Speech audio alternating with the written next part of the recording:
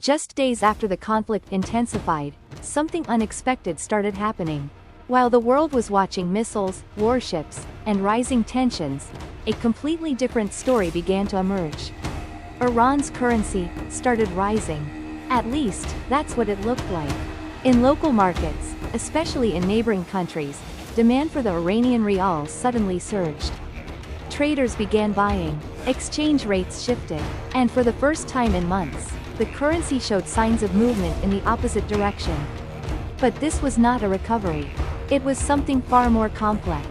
Because globally, the Iranian rial is still one of the weakest currencies in the world.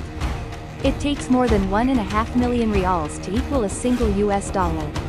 EBC Financial Group. So how can a weak currency suddenly appear to rise?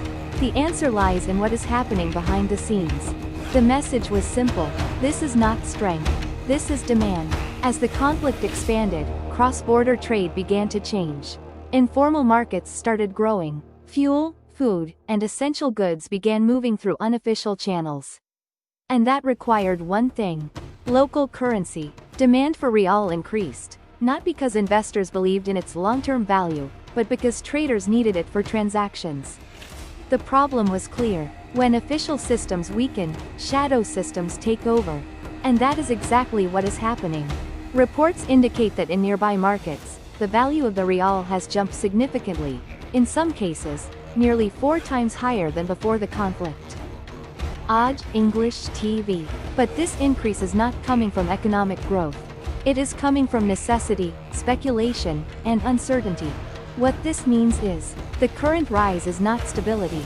It is a temporary shift driven by war conditions. Because underneath the surface, nothing has changed. Inflation is still extremely high, above 40%. Sanctions are still limiting access to global markets. And economic pressure continues to build. EBC Financial Group. In fact, the war itself has made things worse. Iran's economy has suffered massive damage, with key industries hit and billions lost. The Wall Street Journal. So while the currency may appear stronger in certain places, the foundation remains weak, and that creates a dangerous illusion. Because from the outside, it looks like recovery. But from the inside, it is pressure building up. And that is where the real risk begins. Because when currencies move based on uncertainty rather than stability, the system becomes unpredictable. Prices can shift suddenly, demand can disappear overnight, and markets can collapse without warning. At the same time, the geopolitical tension has not eased. The Strait of Hormuz remains under pressure. Global oil markets remain unstable. And military presence in the region continues to grow. Which raises a critical question.